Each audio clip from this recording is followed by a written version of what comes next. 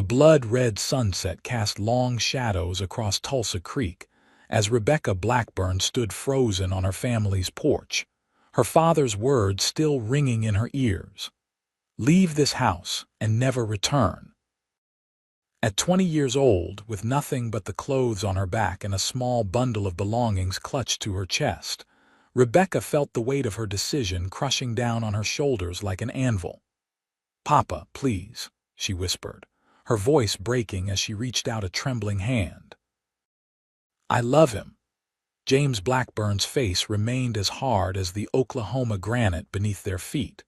"No daughter of mine will throw away her future on a man with no prospects, no name, and certainly no fortune. The Quincy boy is nothing but trouble." Rebecca's mother stood silently in the doorway, tears streaming down her face but making no move to intervene as her husband delivered his final verdict. "You have made your choice, Rebecca. Now you must live with it." The door slammed with a finality that shook Rebecca to her core. She stumbled backward, nearly falling down the porch steps before regaining her balance. The April evening air carried a chill that seeped through her thin cotton dress, but the cold was nothing compared to the ice that had formed in her heart. Tulsa Creek, Oklahoma in 1873 was no place for a young woman alone. As Rebecca made her way down the dusty main street, she could feel the eyes of the townsfolk following her, some with pity, others with judgment. The Blackburns were among the founding families of Tulsa Creek, respected merchants who had helped build the town from nothing more than a trading post on the edge of Indian Territory. And now, their eldest daughter had been cast out, all for the crime of loving Isaiah Quincy. Isaiah had ridden into town 6 months earlier, a young cowboy with worn boots, calloused hands, and dreams bigger than the Oklahoma sky. He had taken work at the Harrison Ranch outside town, breaking horses and driving cattle.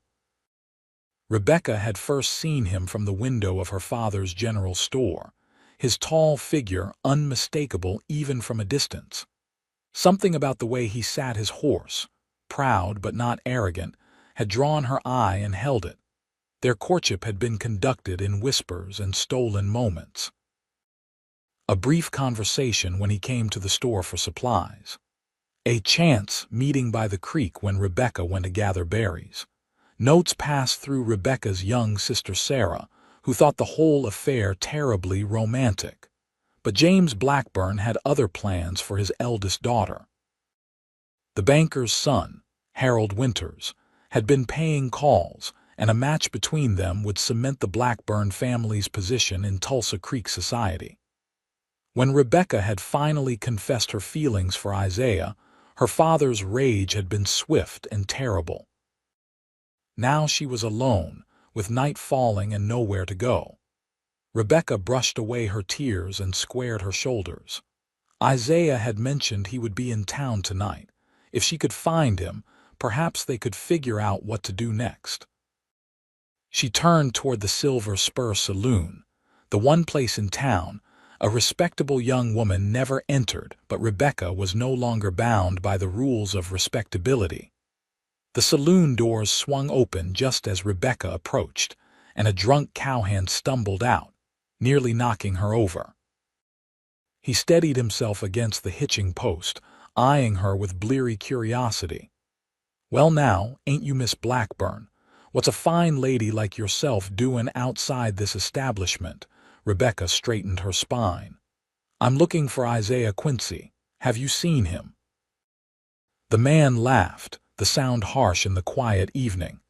"That saddle tramp, last I saw he was inside, losing what little money he had at cards." He leaned closer, his breath reeking of whiskey. "Your daddy know you're looking for him." "That's none of your concern," Rebecca replied coldly, attempting to step around him. The man caught her arm. "Now wait just a minute, missy. If you're heading into that saloon, maybe you ought to have someone to protect you. Man like me could let her go." The voice was quiet, but carried an unmistakable edge of steel.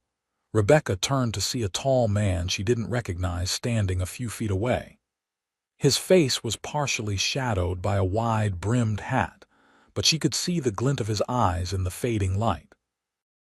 He wore a dusty trail coat and had one hand resting casually near the holster on his hip. The drunk cowhand released Rebecca's arm immediately. "No harm meant, mister, just having a friendly conversation." "Doesn't look friendly to me," the stranger said. He kept his gaze fixed on the cowhand until the man muttered something and stumbled away down the street. Rebecca rubbed her arm where the man had gripped it too tightly. "Thank you, sir, but I can take care of myself." The stranger's mouth quirked slightly. "No doubt you can, miss. But a lady like yourself shouldn't be standing outside a saloon after sundown, especially not in a town like this." "I'm looking for someone," Rebecca explained, unsure why she was justifying herself to this stranger. "Isaiah Quincy," he said, not a question. Rebecca's eyes widened. "You know him?" "We've crossed trails." The stranger gestured to the saloon.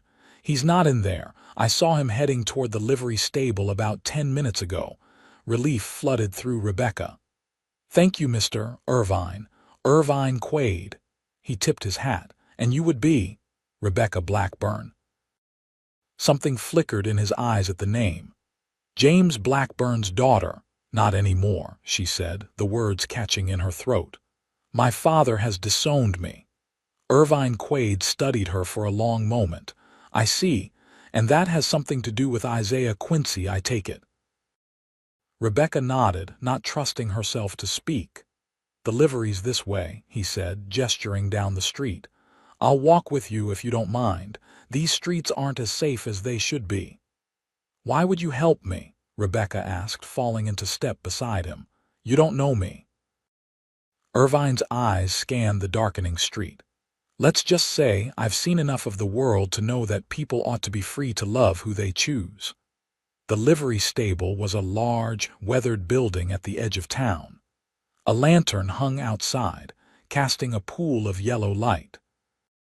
As they approached, Rebecca could hear the soft nickering of horses from within. "Wait here," Irvine said, placing a hand on her arm to stop her at the edge of the light. "Let me make sure he's alone."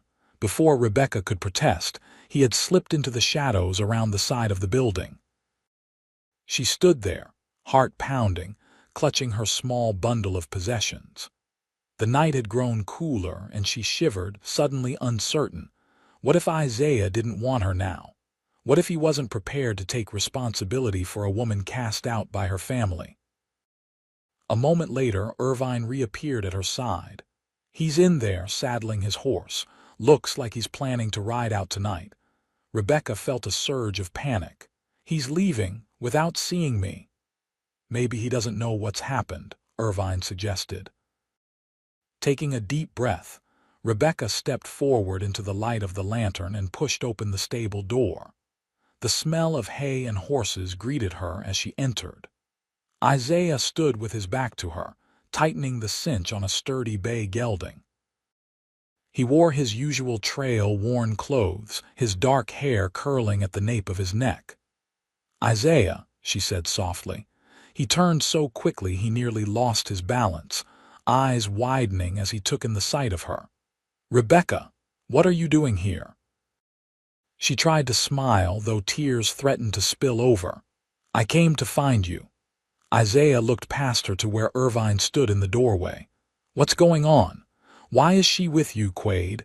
You two know each other?" Rebecca asked, glancing between the men. "We've had dealings," Irvine said, his voice neutral. "I found her outside the saloon looking for you. Thought I'd make sure she found you safely." Isaiah moved to Rebecca, his eyes taking in her disheveled appearance and the small bundle in her arms. "What happened?" "Does your father know you're here?" "My father knows everything," she said, her voice breaking.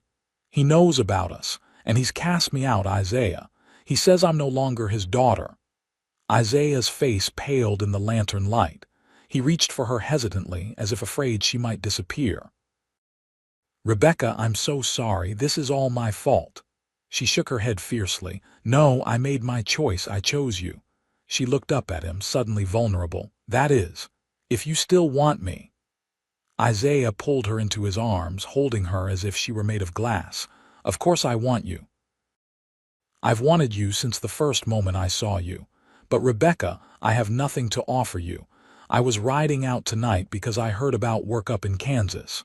Better pay, a chance to save something for our future. I don't need anything but you," she whispered against his chest. Irvine cleared his throat. "As touching as this reunion is, you two can't stay here. Word travels fast in small towns. Mr. Blackburn will have people looking for his daughter, regardless of what he told her." Isaiah reluctantly released Rebecca but kept an arm around her shoulders. "He's right. We need to get you somewhere safe for the night, and then we can figure out what to do." "My camp is just outside town," Irvine offered. "You're welcome to share it tonight. It's not much, but it's hidden, and I keep a good watch."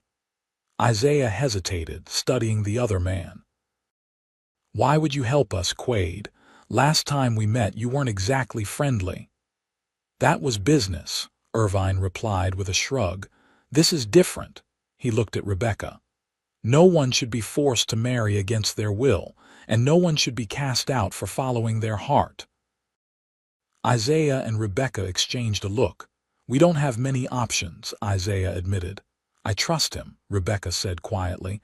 "He didn't have to help me find you." Isaiah nodded slowly. "All right, we'll come to your camp, Quaid, but at first light we're heading out." "Where will we go?" Rebecca asked, reality beginning to set in. She had never been more than 20 miles from Tulsa Creek in her entire life. "West," Isaiah said firmly. "There's open country in Colorado Territory. A man can make his own way there, build something from nothing." Irvine nodded. "It's a hard life, but a free one." He turned toward the door. "You have another horse for the lady." Isaiah glanced at Rebecca. "I hadn't planned on company. She'll have to ride with me for now. Then we should move quickly. The night won't cover our tracks forever." As they prepared to leave, Rebecca felt a strange mixture of terror and exhilaration. Everything she had ever known was behind her: her family, her home, the future that had been planned for her since birth. Ahead lay uncertainty, hardship, and danger, but also freedom and the man she loved. Isaiah helped her mount the bay gelding, then swung up behind her. His arms encircled her as he took the reins, and she leaned back against his chest, drawing strength from his solid presence. "Are you sure about this?" he murmured in her ear. "It's not too late to go back." Rebecca turned her head slightly, meeting his eyes in the dim light. "I'm sure about you. That's all I need to know." Irvine led the way out of the livery on his own mount, a powerful black stallion that moved like a shadow in the night. They kept to the back streets of Tulsa Creek, avoiding the still-lit windows of homes and businesses. As they passed the edge of town, Rebecca couldn't help looking back at the only home she had ever known. The lights of Tulsa Creek glimmered like fallen stars, growing smaller with each stride of the horses. Somewhere in that collection of lights was the Blackburn home, where her mother would be weeping and her father seething with anger, where her younger sisters Sarah and Emily would be whispering together, wondering where their older sister had gone. The thought brought a fresh wave of pain, but Rebecca forced herself to face forward. Her future lay ahead, not behind, and she had chosen it with open eyes and an open heart. Irvine's camp was well hidden in a small grove of cottonwoods beside a creek about 2 miles from town. He had chosen his spot carefully, close enough to water, but sheltered from view by the trees and a natural rise in the land. "It's not much," he said as they dismounted, "but it served me well enough."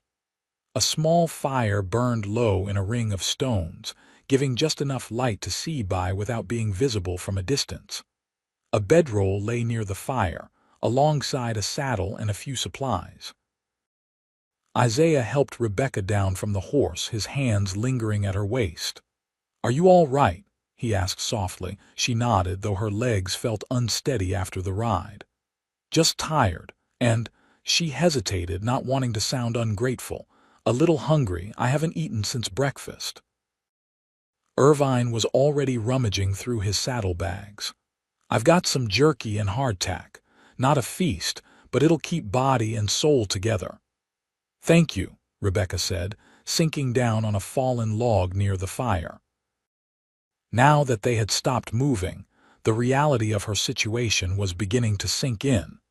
She had never spent a night outdoors in her life. The sounds of the wilderness, the rustling leaves, the distant howl of a coyote, the constant chorus of insects were both beautiful and unnerving. Isaiah sat beside her, his thigh pressing against hers in a way that would have been scandalously improper just a few hours ago. "I'll find us something better to eat tomorrow," he promised. "I'm a fair hand with a rifle." "I know you are," she said, managing a small smile. "You're good at everything you do." Irvine handed them each a strip of jerky and a piece of hardtack. "There's coffee in the pot if you want it. It's been sitting a while, but it's still warm." They ate in silence for a few minutes, the enormity of the day's events weighing on them. Finally, Isaiah spoke. "I need to know what happened, Rebecca.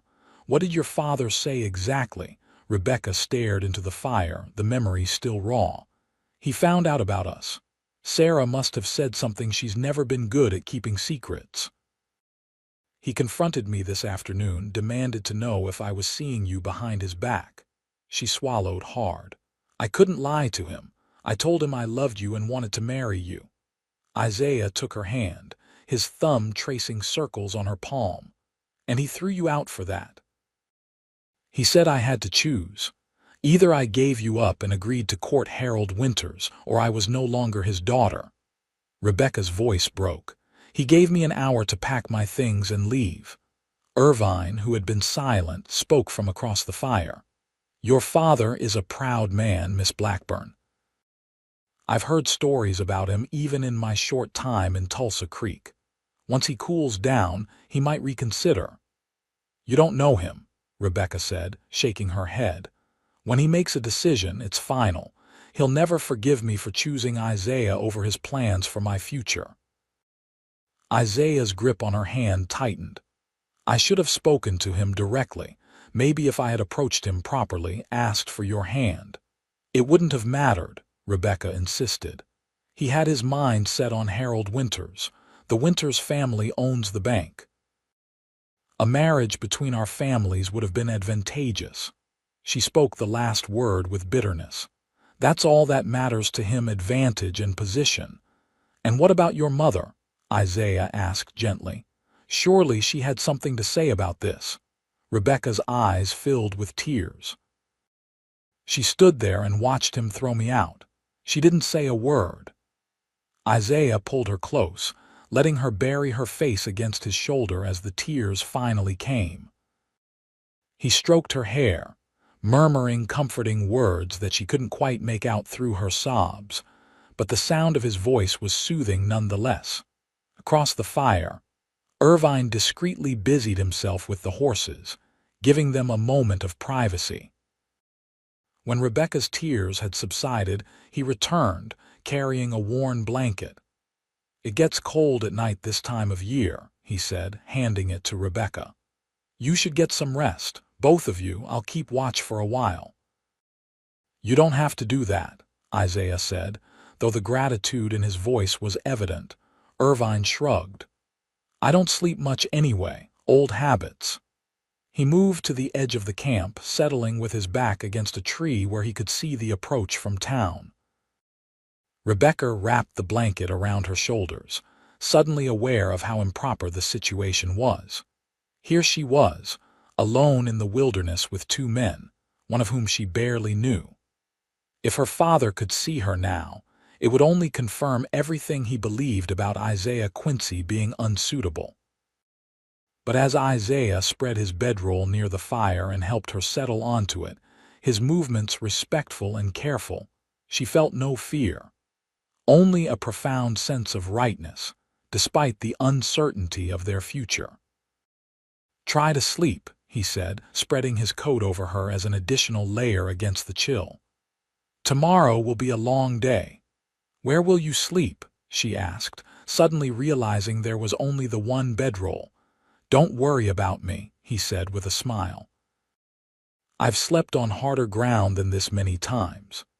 He stretched out beside her, keeping a small distance between them, his body between her and the darkness beyond the firelight. Despite the hardships of the day and the unfamiliar surroundings, Rebecca felt safer than she ever had in her life. As she drifted toward sleep, she heard Irvine's voice, low and quiet, speaking to Isaiah. "You know Blackburn won't let this go easily. A man like that doesn't accept defeat, especially not from someone he considers beneath him." "I know," Isaiah replied, his voice equally soft. "That's why we need to put as much distance between us and Tulsa Creek as possible, as quickly as possible." "Where will you go?" There was a pause before Isaiah answered. "I was thinking Colorado Territory. I heard there's good land available near a place called Cedar Ridge." "A man could build something there." "It's a long journey," Irvine warned, "especially with a woman raised in comfort." "Rebecca is stronger than she looks," Isaiah said, and the pride in his voice made her heart swell even through her drowsiness. "She'll manage." "And what about marriage?" "A young woman's reputation. I'll find a preacher in the next town," Isaiah interrupted. "I won't have anyone questioning her honor." The last thing Rebecca heard before sleep claimed her was Irvine's thoughtful response. "You might be a better man than I gave you credit for, Quincy." Rebecca woke to the scent of coffee and the sound of quiet voices. The sun was just beginning to peek over the horizon, casting a golden glow through the cottonwood leaves. For a moment, she was disoriented, unused to waking outdoors with a bedroll beneath her instead of her feather mattress. Then the events of the previous day came rushing back, and she sat up quickly. Isaiah and Irvine were crouched by the fire, their conversation ceasing as they noticed her movement. Isaiah immediately came to her side, a tin cup of steaming coffee in his hand. "Good morning," he said softly, offering her the cup. "Did you sleep well?" Rebecca accepted the coffee gratefully, the warmth of the cup comforting against the morning chill. "Better than I expected," she admitted, "though I'm not used to such a firm mattress." Isaiah smiled, though his eyes remained serious. "I'm afraid it won't be the last hard ground you sleep on if you're truly set on coming with me." "I am," she said firmly, taking a sip of the strong, bitter coffee. It wasn't the carefully prepared brew her mother's cook made, but it was hot and reviving. "Have you been awake long?" "Since first light," Isaiah said. "Quaid and I have been discussing the best route west." Irvine approached, holding out a piece of jerky. "Not much of a breakfast, I'm afraid, but it'll have to do until we can find something better." Rebecca accepted it with thanks, surprised to find herself genuinely hungry despite the sparse fare. As she ate, the men continued their discussion. "The most direct route would take you through Indian Territory," Irvine was saying, tracing a path on a worn map spread between them. "But that brings its own complications." "What about following the stage route north to Kansas, then west?" Isaiah suggested. Irvine shook his head. "Too many towns, too many people who might have heard about a runaway daughter from Tulsa Creek. James Blackburn has connections. He'll have telegrams out to every settlement within 100 miles by noon." Rebecca's stomach tightened at the reminder of her father's influence and determination. "Is there no safe way?" she asked. Irvine studied the map thoughtfully. "There's a trail that cuts northwest from here through the hills. It's rough country, not many settlements. Mostly trappers and hunters use it. It would take you around the worst of Indian Territory and avoid the main routes where you might be recognized." "Sounds like our best option," Isaiah agreed, folding the map. He turned to Rebecca. It won't be an easy journey. The terrain is rough and we'll be far from any comforts." "I understand," she said, meeting his gaze steadily. "I'm not afraid of difficulty." Isaiah reached out, brushing a strand of hair from her face with a gentle touch. "No, you wouldn't be. You're the bravest woman I've ever known, Rebecca Blackburn." Irvine cleared his throat, reminding them of his presence. "If you're taking that trail, I'm coming with you at least part of the way." Isaiah looked surprised. "Why would you do that?" "Because you need someone who knows that country," Irvine replied matter-of-factly. "And because 2 guns are better than 1 if trouble finds you." Rebecca glanced between the men, sensing a history she didn't understand. "You two clearly know each other, yet you've barely explained how. What happened between you before?" The men exchanged a look, and Isaiah sighed. "It's not a proud moment in my history," he admitted. "I was working a cattle drive up from Texas about a year ago. Got into a poker game in Dodge City. I was younger then and foolish. Thought I could win enough to start my own spread. Instead, he lost everything but his horse and the clothes on his back," Irvine continued, a hint of amusement in his voice, "including a gold pocket watch that didn't belong to him." Rebecca looked at Isaiah with wide eyes. "You stole someone's watch?" "No," Isaiah said quickly. "It was my father's, but I'd promised it to the trail boss as collateral for an advance on my wages when he found out I'd gambled it away." He shook his head. "He sent Quaid here to get it back." "You're a bounty hunter?" Rebecca asked, turning to Irvine with new understanding. "Among other things," Irvine replied cryptically. "I retrieve items of value for people who can pay. The watch was valuable to your trail boss, both in money and sentiment." "So what happened?" Rebecca pressed. Isaiah rubbed the back of his neck, embarrassed. "Quaid tracked me halfway across the territory. When he caught up to me, I was working at a ranch outside of Wichita. He could have turned me in for theft, but instead, I gave him a choice," Irvine finished. "Face charges or earn enough to buy back the watch honestly." "He stayed with me for 2 weeks," Isaiah said, a reluctant admiration in his voice. "Made sure I put aside every penny I earned. Then he took me back to Dodge, found the gambler who had won the watch, and helped me negotiate a fair price to buy it back." Rebecca was surprised. "That seems unusually generous for a bounty hunter." Irvine shrugged. "The boy had potential. Seemed a waste to ruin his life over one mistake. Besides, the trail boss just wanted the watch returned. He didn't particularly care how it happened." Isaiah nodded at Irvine. "I never properly thanked you for that." "You can thank me by not making the same mistake twice," Irvine replied. "Especially now that you've got someone else depending on you."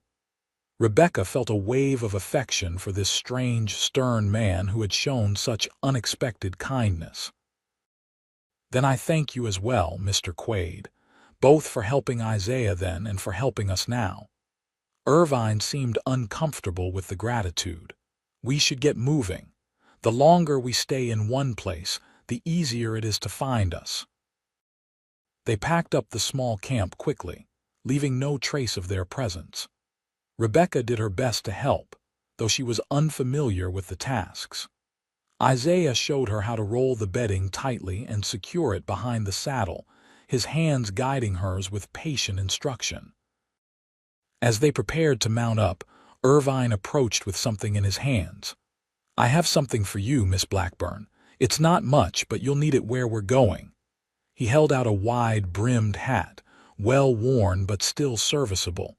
"Sun out west is fierce. This will protect your face better than that bonnet." Rebecca accepted the gift, touched by the thoughtfulness.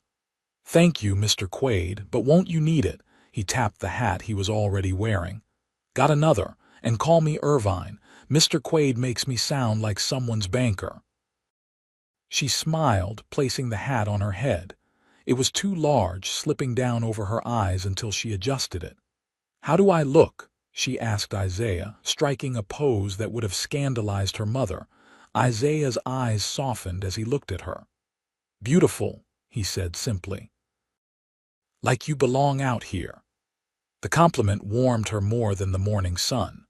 For a woman raised to value propriety and refinement above all, the idea that she might belong in this wild country was strangely liberating. They set out with the rising sun at their backs, Irvine leading the way on his black stallion. Isaiah's bay gelding carried both him and Rebecca, her body fitted snugly against his as they rode. Despite the impropriety of such close contact, Rebecca couldn't deny the thrill of his arms around her, holding the reins on either side of her waist. The countryside changed as they traveled, the familiar gentle hills and creek beds of the Tulsa area giving way to rougher terrain. By midday, they were in country Rebecca had never seen before, with rocky outcroppings and sparse, tough vegetation that clung to the hard ground. They stopped briefly at noon to rest the horses and eat a meager lunch of the remaining jerky. Rebecca's body ached from the unaccustomed hours in the saddle, but she refused to complain. She had made her choice, and she would not burden Isaiah with regrets. "How much farther today?" she asked as they prepared to mount up again. "There's a small creek about 3 hours' ride from here," Irvine said, checking the cinch on his saddle. "Good place to make camp for the night. After that, the country gets rougher before it gets better." Isaiah helped Rebecca back onto the horse, his hands strong and sure at her waist. "Are you holding up all right?" he asked quietly, concern evident in his eyes. "I'm fine," she assured him, though in truth every muscle in her body protested. "Just getting used to the saddle. We'll see about finding a horse for you at the next settlement," he promised. "It's not right, making you ride double like this." "I don't mind," she said, and meant it. Despite the discomfort, there was something intimate and comforting about sharing the saddle with Isaiah, feeling the solid warmth of his chest against her back as they rode. They continued on through the afternoon, the sun beating down mercilessly. Rebecca was grateful for Irvine's hat, which kept the worst of the glare from her eyes. The landscape became increasingly desolate, with fewer trees and more exposed rock. It was beautiful in its way, with colors she had never imagined: red rock, golden grasses, the intense blue of the sky that seemed to go on forever. By the time they reached the creek Irvine had mentioned, the sun was beginning its descent toward the horizon. It was little more than a trickle between stones, but in this dry country, even that much water was precious. "We'll camp here for the night," Irvine announced, dismounting smoothly. "There's decent grazing for the horses just over that rise and enough wood for a small fire." Rebecca nearly collapsed when Isaiah lifted her down from the horse, her legs buckling beneath her. He caught her, holding her upright until she found her balance. "Sorry," she murmured, embarrassed by her weakness. "I'm not used to riding so long. Don't apologize," he said gently. "You've done remarkably well for someone who's never spent a day on the trail before." While the men tended to the horses and gathered firewood, Rebecca did what she could to make the campsite comfortable. She cleared away loose stones from where they would spread their bedrolls, and arranged the few cooking implements Irvine had in his pack.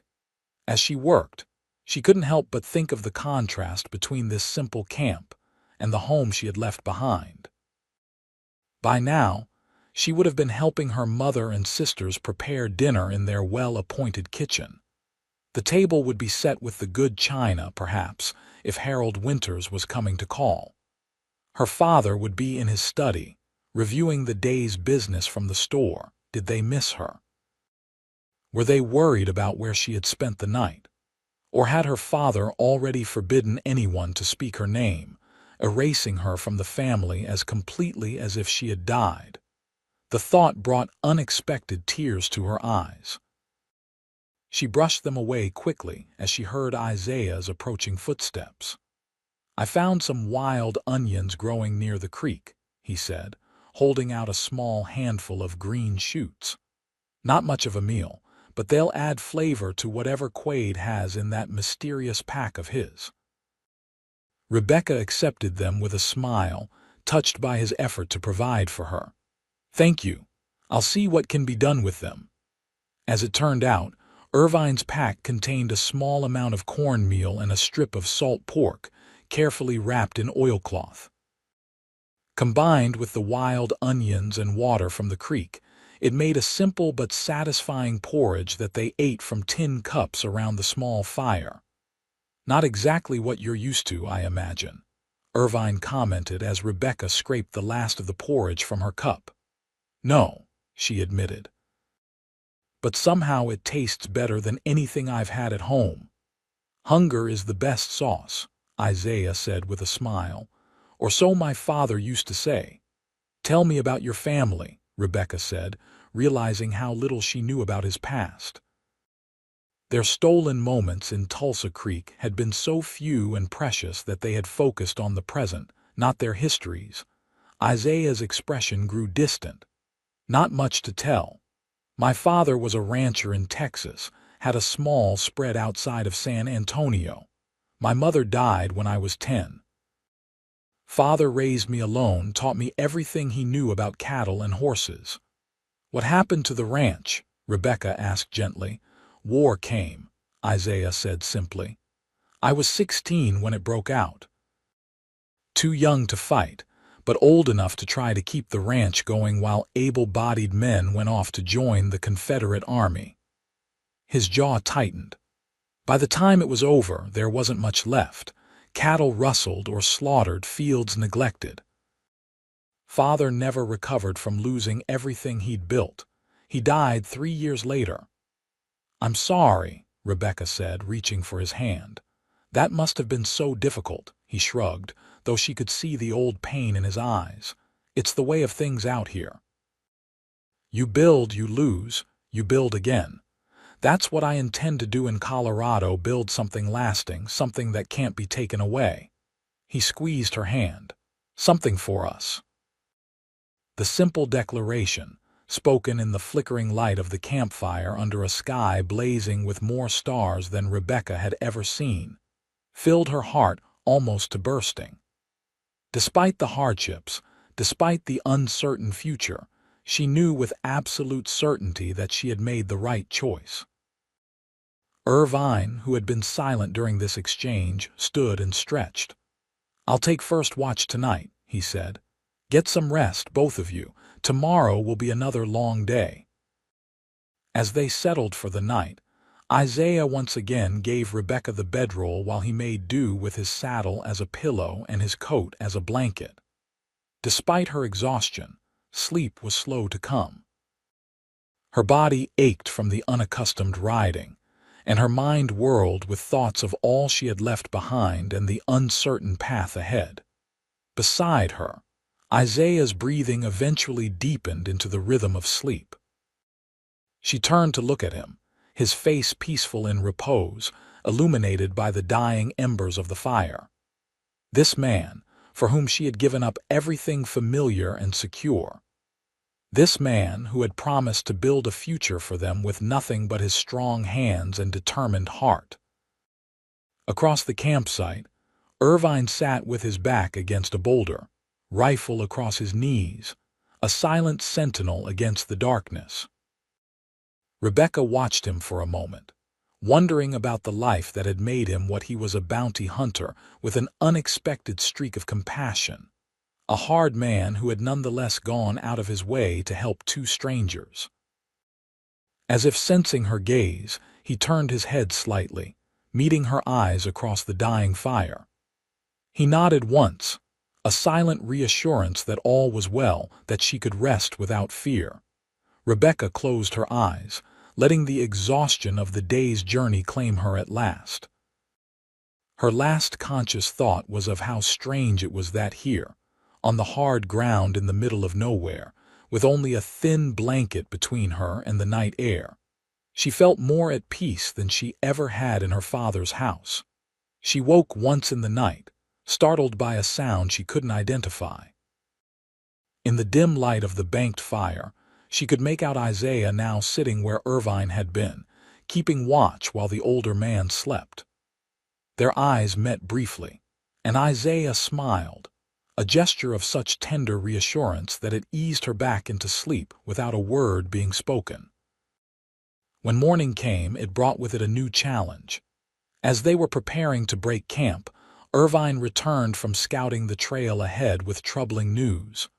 "Riders coming from the east," he reported tersely. "4 of them moving fast." "Could be coincidence, but I don't much believe in coincidence." Isaiah's face hardened. "How far?" "Maybe an hour behind us. They've got our trail from the way they're moving." Rebecca felt a chill that had nothing to do with the morning air. "My father, possible," Irvine acknowledged. "Or men working for him. Either way, we need to move, and quickly." They packed up camp in record time, erasing as much evidence of their presence as possible. Isaiah helped Rebecca onto the horse, his movements more urgent than before. "We'll head into the hills," Irvine decided, pointing to a rocky ridge to the northwest. "The terrain's rougher, but it'll slow them down more than it slows us, especially if they're town men not used to this kind of country." They rode hard through the morning, pushing the horses as much as they dared. The trail grew steadily more difficult, winding through narrow passages between rock formations and up steep inclines that had Rebecca clinging to the saddle horn. The sun beat down mercilessly, and dust caked their clothes and faces. By midday, they had gained significant ground, but the horses were showing signs of fatigue. They stopped briefly in the shadow of a tall rock formation, allowing the animals to rest while Irvine climbed to a vantage point to check their back trail. "Any sign of them?" Isaiah asked when he returned. Irvine shook his head. "Lost them for now, but they'll keep coming. Men like that don't give up easily, especially if there's money involved." "My father would have offered a reward," Rebecca said quietly. "He would consider it a matter of family honor to bring me back." Isaiah's expression darkened. "You're not property to be retrieved, Rebecca. You're a grown woman who made her own choice." "Not everyone sees it that way," Irvine pointed out. "Especially not men of your father's generation, Miss Blackburn. To them, a daughter is an asset to be managed, like land or livestock." "I know," Rebecca said, a lifetime of observation confirming his words. "That's why we have to keep moving. If they catch us, my father won't stop until he's separated us." They continued their journey through the afternoon, the terrain growing increasingly difficult. The horses picked their way carefully along narrow trails that hugged the edges of steep drops. More than once, Rebecca had to close her eyes and trust in Isaiah's skill as a rider as they navigated particularly treacherous passages. As the sun began its descent toward the horizon, Irvine led them into a small box canyon, hidden from the main trail and sheltered from the wind that had begun to pick up. "We'll camp here tonight," he decided. "Good defensible position, and there's a spring at the back that provides fresh water." Rebecca slid from the horse gratefully, her legs so stiff she could barely stand. Every muscle in her body protested the day's hard riding, and a headache pounded behind her eyes from the relentless sun and dust. Isaiah was at her side immediately, his arm around her waist supporting her. "You're exhausted," he said, his voice tight with concern. "I'm pushing you too hard." "No," she insisted, though she leaned into his strength. "I can keep up. I won't slow us down." "You're not slowing anyone down," Irvine said, approaching with the reins of both horses in his hand. "You're doing better than most men I've seen on their first hard trail." The unexpected compliment brought a flush of pride to Rebecca's cheeks. "Thank you, Irvine. That means a great deal coming from you." He nodded, a hint of what might have been respect in his eyes. "Isaiah, see to her." I'll take care of the horses and set up camp."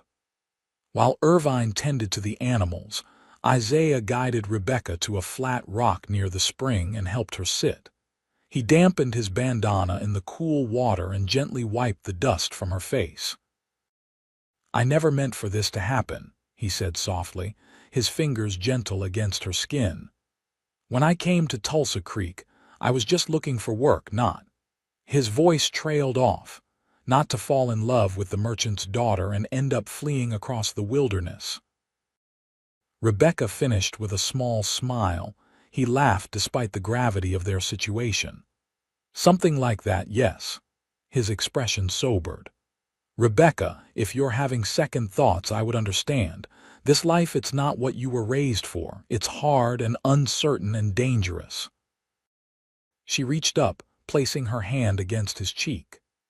"Isaiah Quincy, listen to me carefully. I chose you. I chose this life with all its hardships, and I would choose it again 100 times over, rather than spend a lifetime in comfort with a man I don't love." He turned his head to press a kiss into her palm, his eyes never leaving hers. "I don't deserve you." "Yes, you do," she said firmly. "And I deserve you. We deserve happiness, Isaiah, wherever and however we find it." A discreet cough announced Irvine's return. "Fire's started," he said, pointedly looking away from their intimate moment. "And I've set some traps. Might catch a rabbit or two for dinner if we're lucky." As it turned out, they were lucky. By the time full darkness had fallen, Irvine had returned with 2 rabbits. He skinned and cleaned them with practiced efficiency, while Isaiah gathered more firewood and Rebecca did what she could to make the campsite comfortable. The rabbit, roasted over the open fire and seasoned with wild herbs Irvine had collected, was the best meal Rebecca had eaten since leaving Tulsa Creek. They ate in companionable silence, the tensions of the day easing with food and rest. After dinner, as they sat around the fire sipping coffee, Irvine surprised them by producing a small flask from inside his coat. "Special occasions call for something stronger than coffee," he said, offering the flask first to Isaiah, who took a small sip before passing it to Rebecca. She hesitated, having never tasted spirits before. Her father considered alcohol the downfall of weak men and would never have allowed it in his home. But that home was behind her now, along with its rules and restrictions. Rebecca took a cautious sip and immediately gasped as the whiskey burned a fiery trail down her throat. She handed the flask back quickly, coughing while the men chuckled. "It gets easier," Irvine assured her, taking a more substantial drink before returning the flask to his pocket. "Though perhaps it's best if it doesn't." "What are we celebrating?"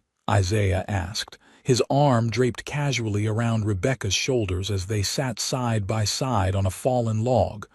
Irvine stared into the fire, his expression thoughtful. "Freedom," he said finally. "The freedom to choose your own path, make your own mistakes, find your own happiness." He looked up, meeting Rebecca's eyes. "Not everyone gets that chance." "You sound like you speak from experience," she observed quietly. A shadow passed over his face. "Perhaps I do. Will you tell us?" She asked, genuinely curious about this man who had become their unlikely protector. Irvine was silent for so long that Rebecca thought he wouldn't answer. When he finally spoke, his voice was lower, rougher than usual.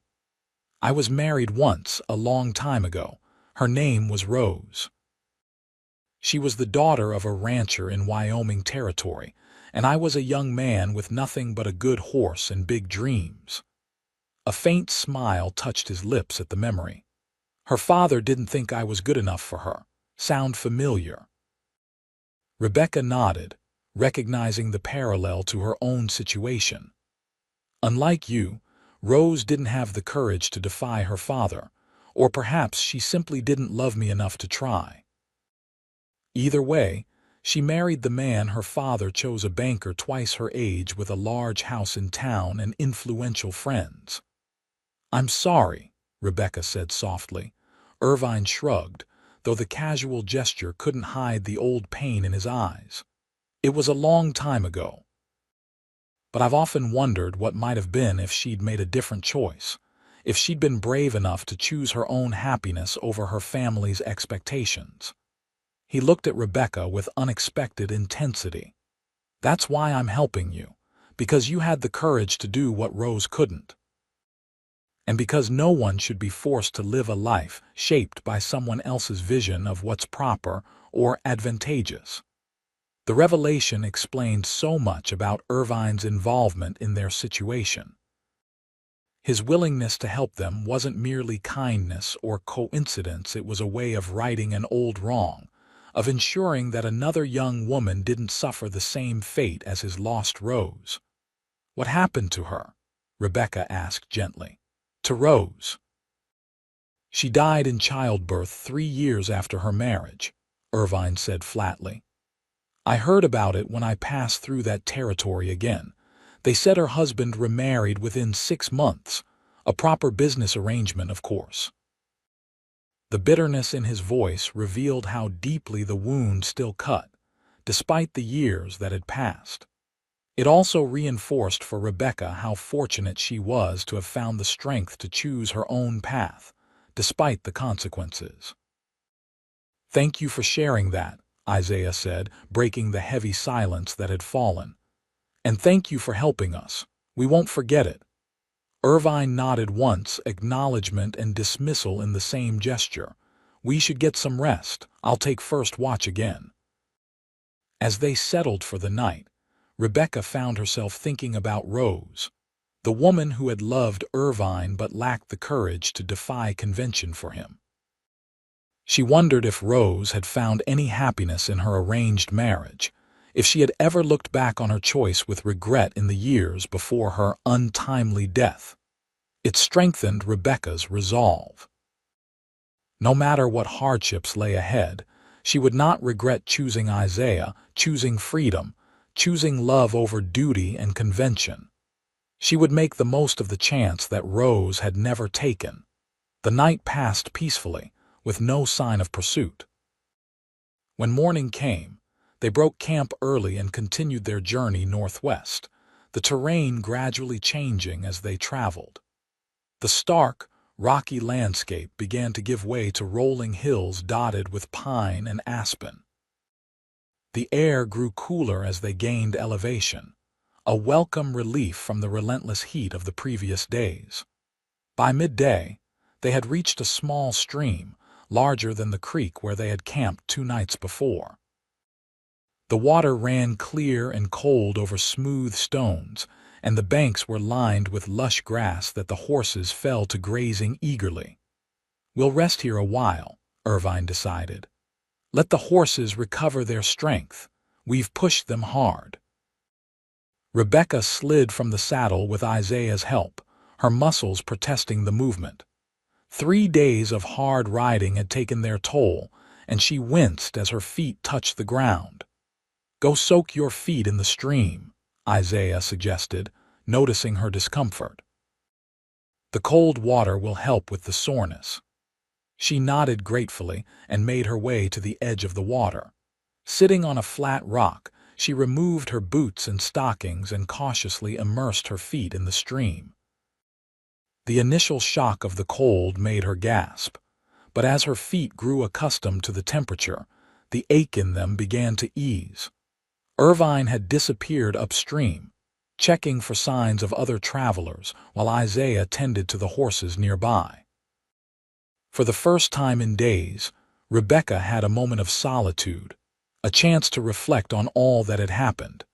It seemed impossible that less than a week ago, she had been Rebecca Blackburn, eldest daughter of James Blackburn, merchant and founding citizen of Tulsa Creek. Her days had been filled with helping in the store, practicing her embroidery, and entertaining callers in the formal parlor under her mother's watchful eye. Her future had been mapped out with certainty: marriage to a suitable man, a home of her own to manage, children to raise according to the same strict standards by which she had been raised. Now she was. What?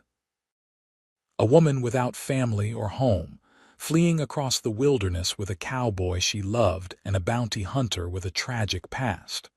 Her future was as wide open and uncertain as the country through which they traveled. The thought was both terrifying and exhilarating. She was so lost in thought that she didn't hear Isaiah approach until he spoke. "Penny for your thoughts," he said, settling beside her on the rock. Rebecca smiled up at him. "I was just thinking about how much has changed in such a short time. A week ago, I couldn't have imagined being here." "Do you regret it?" he asked, the question that seemed never far from his mind. "No," she said firmly. "I miss my sisters. I even miss my mother despite how she stood by and watched Father cast me out. But I don't regret choosing you, Isaiah. Not for a moment." He took her hand, his thumb tracing circles on her palm in the way she had come to love. "When we reach the next town, I want to marry you properly," he said, his voice low and earnest. "If you'll have me." Rebecca's heart swelled with joy and love. "Of course I'll have you. That's why I'm here, isn't it? Because I chose you above all others." Isaiah leaned forward, his intention clear in his eyes. Rebecca closed the distance between them, meeting his lips with hers in a kiss that was both tender and full of promise. It was only the second time they had kissed. The first had been a hurried, desperate thing in the shadows of her father's store. The moment she had realized she loved him beyond all reason or caution. This kiss was different. Unhurried, deep, a sealing of promises made and a preview of promises yet to be fulfilled. When they finally parted, Rebecca was breathless, her cheeks flushed with more than just the mountain air. "Well, that's settled then," Isaiah said with a smile that made her heart race. "Mrs. Isaiah Quincy." "It has a fine sound to it, don't you think?" "The finest," she agreed, unable to contain her happiness despite their precarious situation. A sharp whistle from upstream broke the moment. They looked up to see Irvine gesturing urgently for them to join him. Isaiah helped Rebecca pull on her stockings and boots quickly, and they hurried to where Irvine crouched behind a screen of bushes. "What is it?" Isaiah asked in a low voice. Irvine pointed to the trail ahead. "Settlement. Small trading post by the looks of it, maybe a dozen buildings." Rebecca peered through the foliage and saw, nestled in a valley about a mile ahead, a small collection of log structures. A thin wisp of smoke rose from one of the chimneys, and she could make out the movement of people and animals. "Is that good or bad news?" she asked, uncertain. "Both," Irvine said grimly. "Good because you need supplies and probably a second horse. Bad because it's a place where news might have reached from Tulsa Creek." Isaiah considered the situation. "We can't avoid settlements forever. We need food, ammunition, proper gear for Rebecca." "Agreed," Irvine nodded. "But we need to be cautious. I'll go in first, see what kind of place it is, whether there's any sign they're watching for you." "I should go with you," Isaiah argued. "Rebecca can wait here with the horses." Irvine shook his head firmly. "You're too recognizable together. Your description will have been included in any telegraph or notice. I'm just another drifter passing through. No one will look twice at me." Rebecca could see the logic, though she was reluctant to have either man risk himself. "What if they are looking for us? What will you do?" "Buy what supplies I can without raising suspicion. Then we'll skirt around the settlement and continue west," Irvine replied. "If it seems safe, I'll come back for you." Isaiah didn't like the plan, but he couldn't argue with its practicality. "How long should we wait before we assume something's gone wrong?" "Give me 3 hours," Irvine said, checking the position of the sun. "If I'm not back by then, head northwest along the stream. There's another trail about 5 miles up that leads toward Colorado territory." The unspoken implication that if Irvine didn't return, it meant he had been captured or worse hung heavily in the air.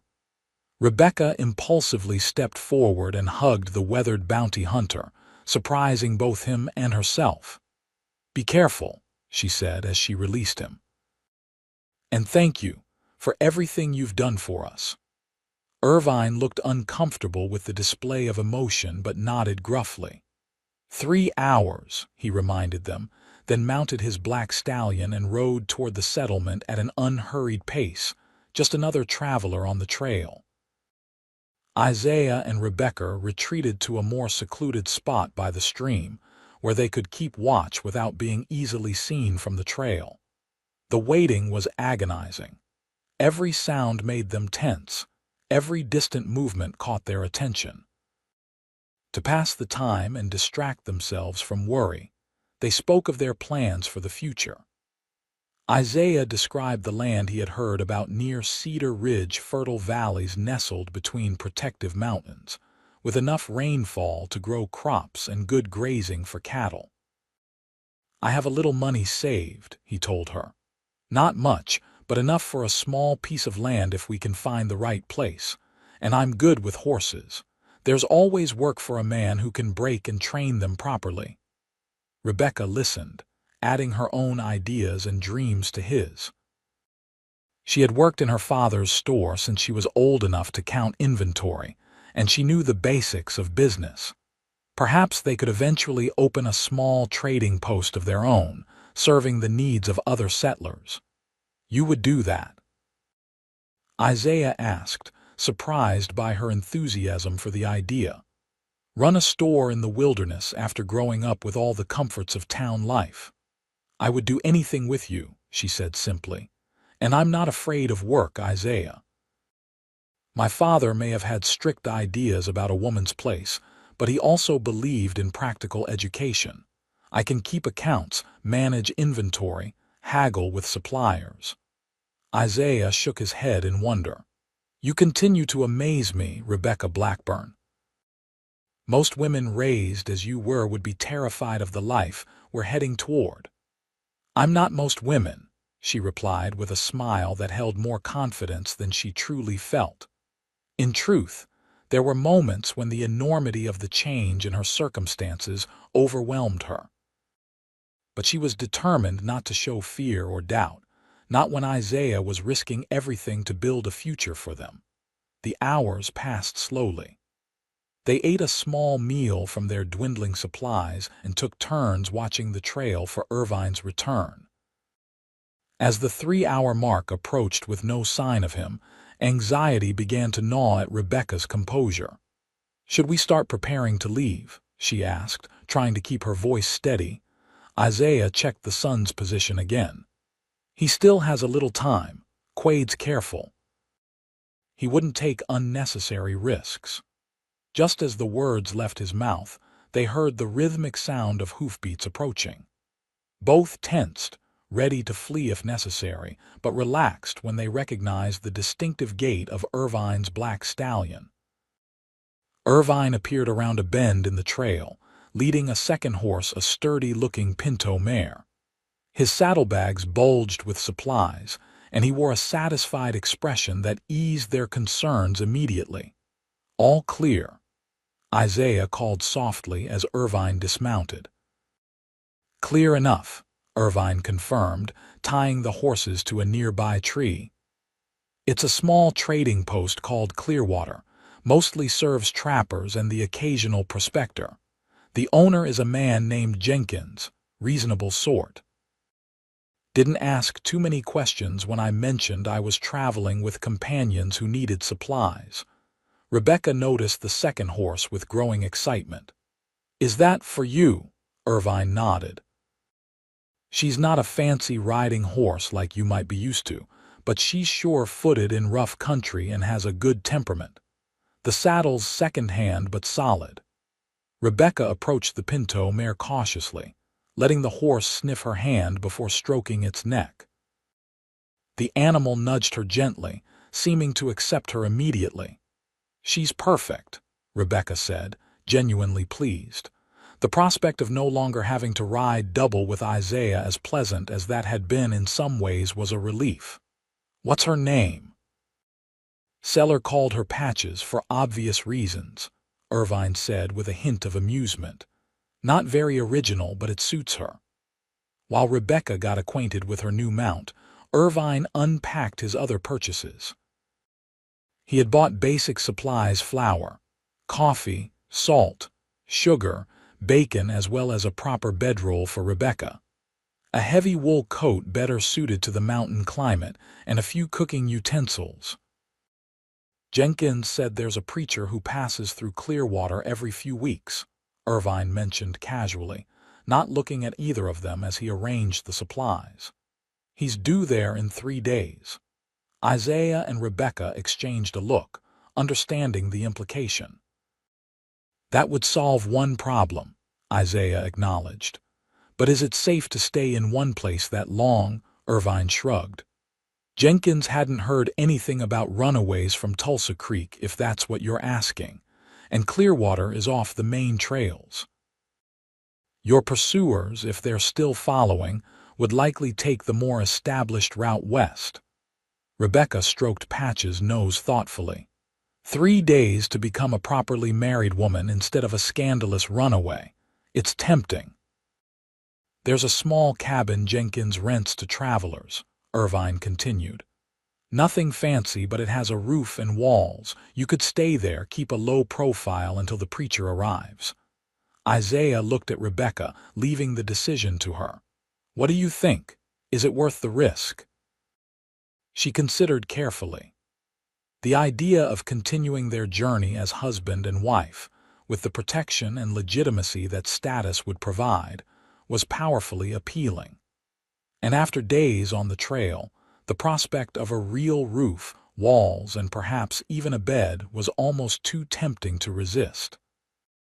"I think we should do it," she decided. 3 days isn't long, and if there's no sign of pursuit by then, we should be safe enough. Isaiah nodded, respecting her choice. "Then that's what we'll do." He turned to Irvine. "Will you stay with us?" A shadow passed over Irvine's weathered face.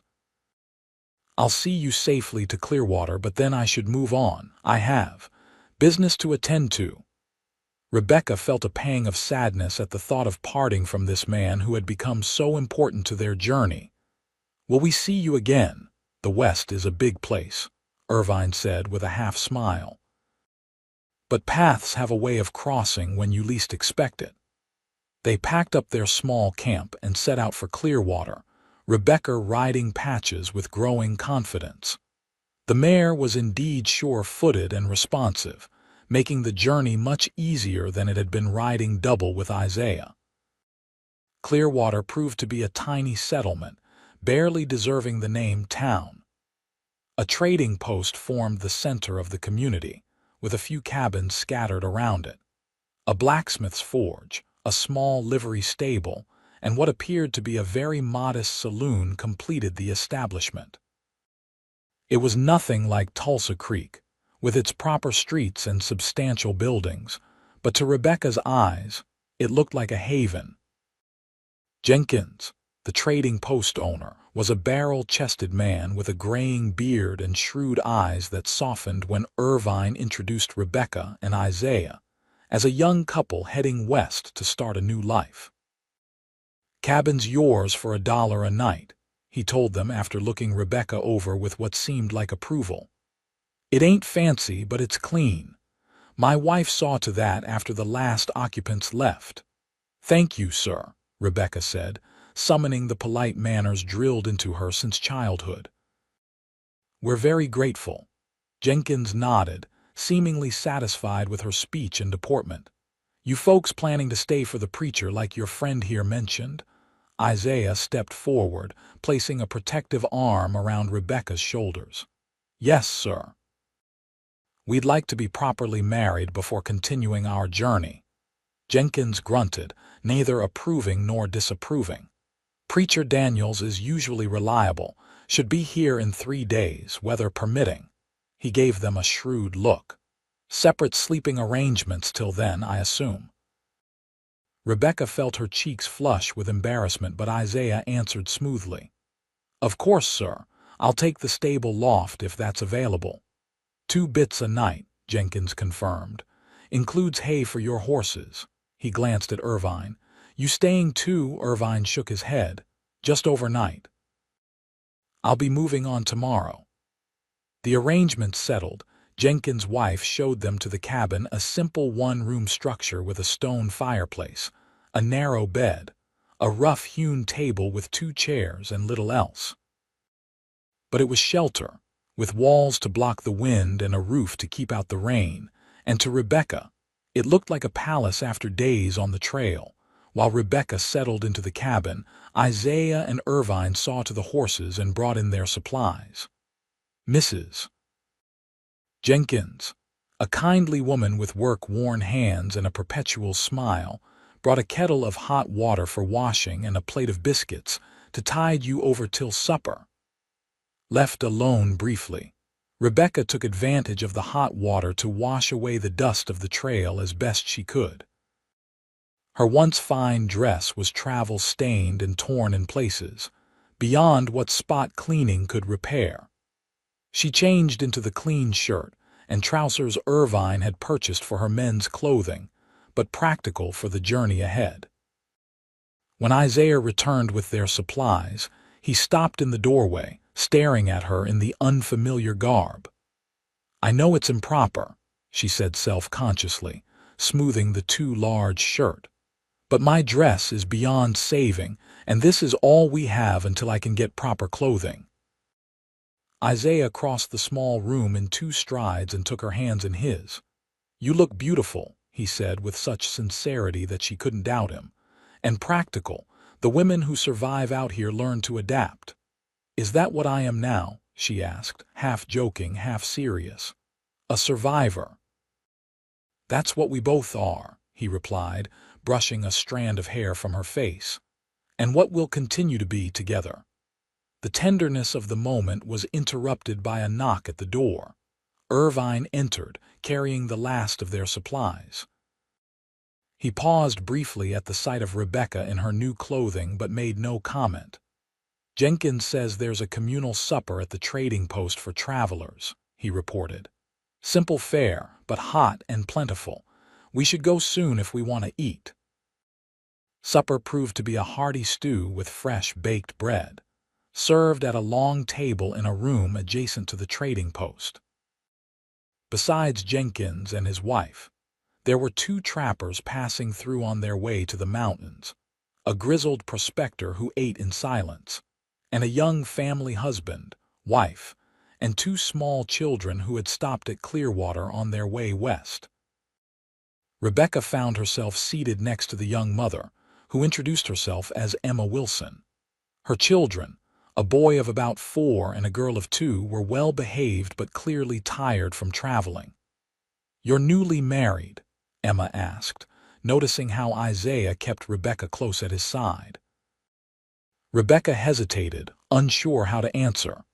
"We're waiting for the preacher," she said finally, deciding that a version of the truth was simpler than an outright lie. Emma smiled understandingly. "Matthew and I were the same. Met on the wagon train coming from Ohio, married as soon as we could find a preacher." She leaned closer, lowering her voice. "Don't let anyone make you feel ashamed of loving too soon. Life out here is too uncertain to waste time with long courtships and proper waiting periods." The simple acceptance from this young woman, not much older than Rebecca herself, was a balm to her spirit. She had been braced for judgment and censure, forgetting that the social rules of Tulsa Creek might not apply in this frontier outpost. The evening passed pleasantly, with Jenkins telling stories of the early days of Clearwater, and the trappers adding tales of their own adventures in the mountains. Rebecca found herself relaxing for the first time in days, the constant tension of flight and pursuit receding in the warmth of the communal meal.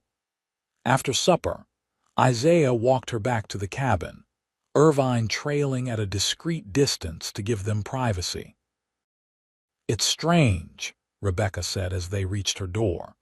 "I feel more at ease among these strangers than I ever did at my father's dinner table." Isaiah squeezed her hand. "That's because they accept you for who you are, not who they think you should be." He hesitated, clearly reluctant to leave her. Will you be all right alone tonight?" "I'll be fine," she assured him, though the thought of sleeping without his protective presence nearby was unsettling after their days together on the trail. "It's only for 3 nights, then we'll never have to be apart again." He brought her hand to his lips, kissing it with a reverence that made her heart flutter. "3 days until you're my wife. I'll count every hour." "As will I," she whispered, wishing propriety didn't demand they separate. With a final lingering look, Isaiah turned and walked toward the stable where he would spend the night. Rebecca watched him go, already missing his presence even as she reminded herself that this temporary separation was a small price to pay for the legitimacy their marriage would provide. Irvine approached as Isaiah disappeared into the stable. "I'll keep an eye on things tonight," he assured her. "No one will bother you." "Thank you, Irvine." She hesitated, then asked the question that had been on her mind. "Must you really leave tomorrow? You've become—" She searched for the right word. "Important to us, to me." A flicker of emotion crossed his usually impassive face. "I have responsibilities elsewhere, people counting on me." He looked away, his gaze distant. "But I'll see you properly married before I go. I owe you that much." "You owe us nothing," Rebecca protested. "You've already done more than we had any right to expect." Irvine shook his head. "Sometimes helping others is a way of helping yourself, of making peace with the past." He seemed about to say more, then thought better of it. "Get some rest, Rebecca. You're safe here." She entered the cabin and closed the door behind her, feeling strangely emotional. The small space felt emptier without Isaiah, but also like a precious gift after days of sleeping under the open sky. She lit the oil lamp Mrs. Jenkins had provided, casting a warm glow around the humble room. The bed, though narrow and hard, felt luxurious compared to the bedroll on the ground. Rebecca removed her boots but kept her clothes on, still too conscious of her vulnerability to fully undress. As she settled under the rough blanket, she found herself thinking of her sisters back in Tulsa Creek. Were they missing her? Did they understand why she had left? Sarah, at 18, was old enough to comprehend the power of love, but Emily, at just 15, might only see that her older sister had abandoned her. The thought brought tears to Rebecca's eyes. She had left so suddenly, without a chance to explain or say goodbye. Perhaps someday, when she and Isaiah were settled, she could write to them. Let them know she was safe and happy. The thought comforted her as she drifted into the deepest, most restful sleep she had experienced since leaving home. The next 3 days passed in a blur of activity and anticipation. Rebecca used the time to prepare as best she could for the life ahead. Mrs. Jenkins proved to be a wealth of practical knowledge about frontier living, and was happy to share her wisdom with a willing pupil. Rebecca learned how to make soap from tallow and lye, how to preserve meat for long journeys, how to identify edible plants in the wild, and a dozen other skills that had never been part of her education in Tulsa Creek.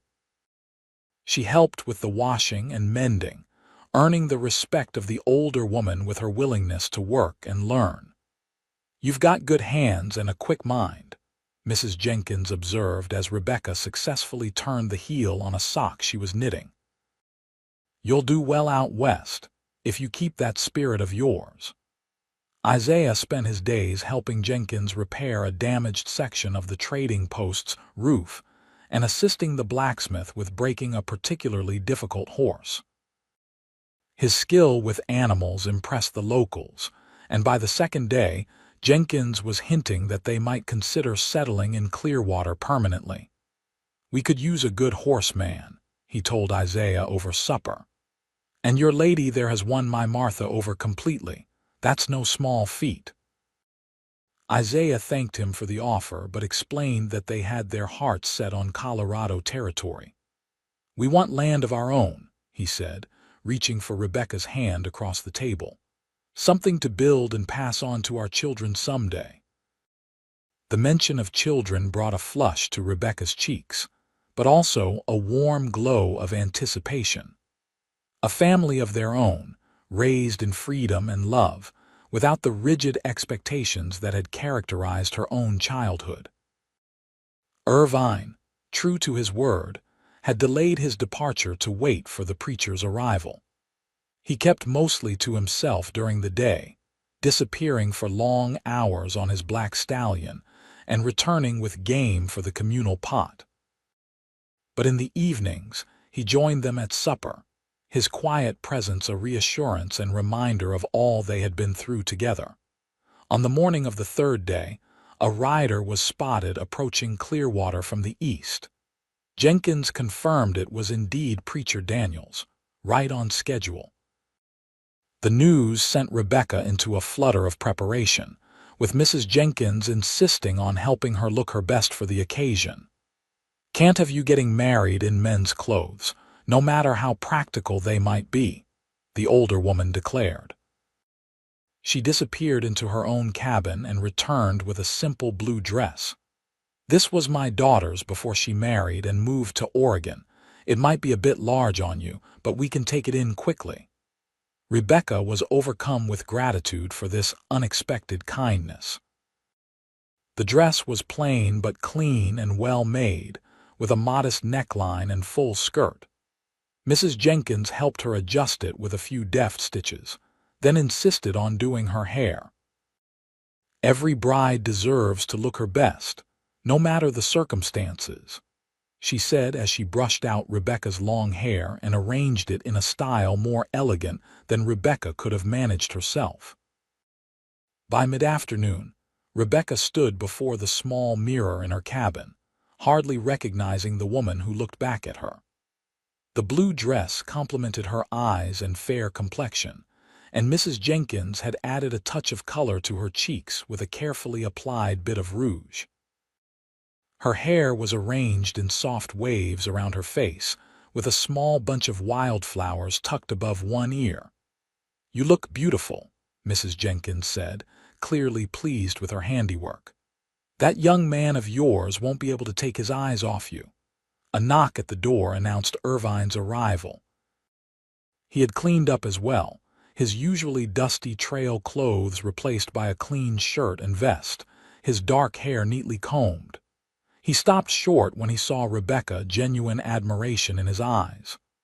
"Isaiah is a fortunate man," he said simply. "Is everything ready?" Rebecca asked, suddenly nervous. Irvine nodded. "Preacher's at the trading post. Everyone's gathered. Isaiah is waiting for you." Mrs. Jenkins gave Rebecca's hand a final squeeze. "You'll be fine, dear. Just remember to breathe." Rebecca took Irvine's offered arm, grateful for his solid presence. As they walked toward the trading post, she glanced up at his profile. "I never asked," she said softly. "Will you stand with us as our witness?" Irvine looked surprised by the request. "I'd be honored," he said after a moment. "Though I'm not sure I'm the most auspicious choice for a wedding witness." "You're the perfect choice," Rebecca insisted. "Without you, we might never have made it this far." The trading post had been transformed for the occasion. The long table had been pushed to one side, and the center of the room cleared. Someone had scattered pine branches around, filling the air with their fresh scent. The afternoon sun streamed through the windows, casting warm light across the gathered community.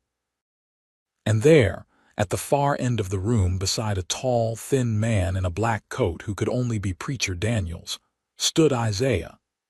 He had borrowed or purchased a new shirt and had somehow found time to shave, his jawline clean and defined in the sunlight. His eyes found Rebecca the moment she entered, and the look of wonder and love in them made her heart soar. The ceremony itself was simple and brief. Preacher Daniels spoke of the sanctity of marriage and the responsibilities husband and wife owed to each other. Isaiah and Rebecca exchanged vows, promising to love and cherish each other through all the joys and hardships that life might bring. When it came time for the ring, Isaiah looked momentarily distressed. They had not thought to purchase one, and there was nothing suitable to be found in Jenkins' trading post. But Irvine stepped forward, removing a simple gold band from his little finger. "If you'll accept it," he said quietly to Isaiah, "it would honor me if you used this." Rebecca recognized it immediately as the ring Irvine himself had once worn, perhaps even the ring he had intended for Rose all those years ago. The significance of the gesture was not lost on either of them.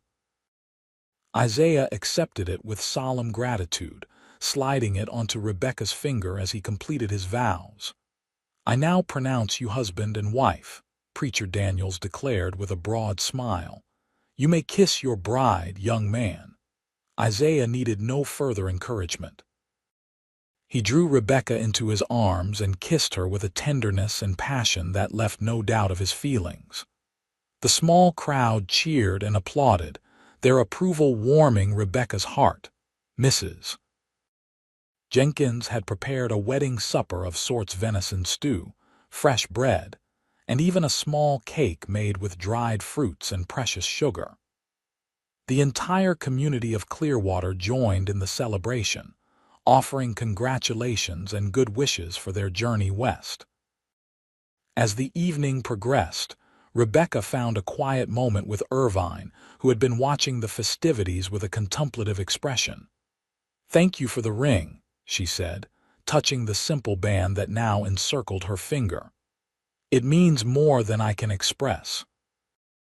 Irvine's eyes were distant, seeing another time, another place. "It was meant for love," he said softly. "Now it's found its purpose at last." "Will you really leave tomorrow?" Rebecca asked, reluctant to see him go. "At first light," he confirmed. "I've delayed too long already." "Where will you go?" He hesitated, then seemed to decide there was no harm in telling her. "North, to Montana Territory. I have a small cabin there in a valley where few people venture. It's peaceful. Sometimes I think about staying there permanently." "Why don't you?" A shadow crossed his face.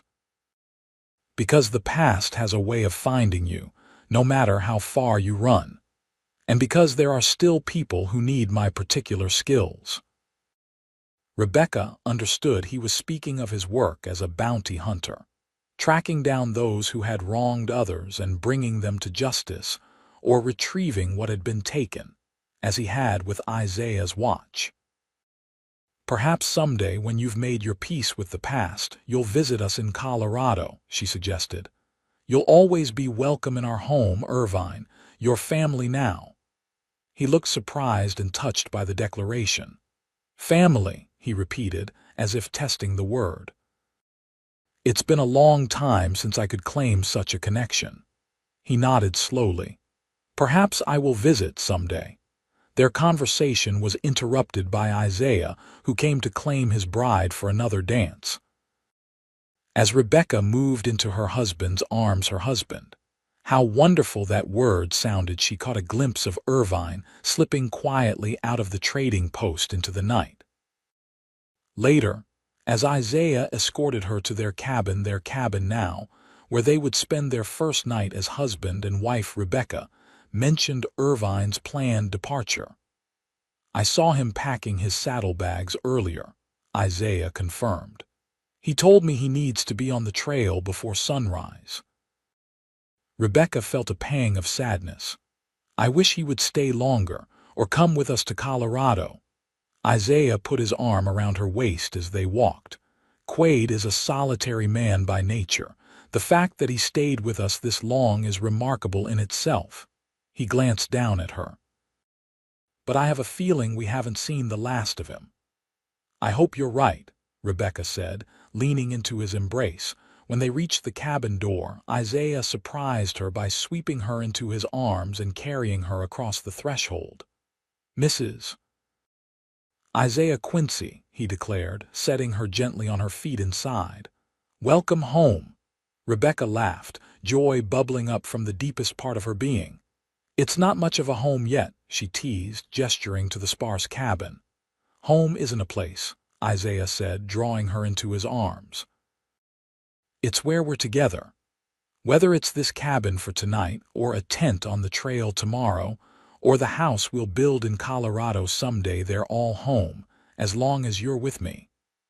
Rebecca stood on tiptoe to kiss him, overwhelmed by love for this man who had changed her life so completely. "Then I'm already home," she whispered against his lips. The first light of dawn found Irvine Quaid saddling his black stallion outside the Clearwater livery. He worked efficiently, his movements practiced and precise, preparing for the long journey ahead. He was so focused on his task that he didn't immediately notice the approach of footsteps. When he turned, he found Isaiah and Rebecca standing a few yards away, both dressed for travel. "You're up early," he observed, tightening the cinch on his saddle. "I didn't expect to see you before I left." "We wanted to say goodbye properly," Rebecca explained, stepping forward. In the gray light of early morning, she looked different from the bride of the previous evening, back in practical trousers and shirt, her hair braided simply down her back. But there was a new confidence in her bearing, a quiet happiness that transformed her. "And to give you this," Isaiah added, holding out a small package wrapped in oilcloth. "It's not much. Some of Jenkins' coffee, the good kind he keeps for himself, and a loaf of Mrs. Jenkins' bread. Something to remember us by on the trail." Irvine accepted the gift, momentarily at a loss for words. Such simple kindness was rare in his experience, and he found himself more affected by it than he would have expected. "Thank you," he said finally, securing the package in his saddlebag. "Though I doubt I'll need help remembering either of you." Rebecca stepped forward impulsively and hugged him, as she had that day by the stream. This time, Irvine returned the embrace briefly, his usual reserve softened by the events of the past weeks. "Be safe on your journey," she said, stepping back to Isaiah's side. "And you on yours," Irvine replied. He mounted his stallion with the fluid grace of a lifetime in the saddle.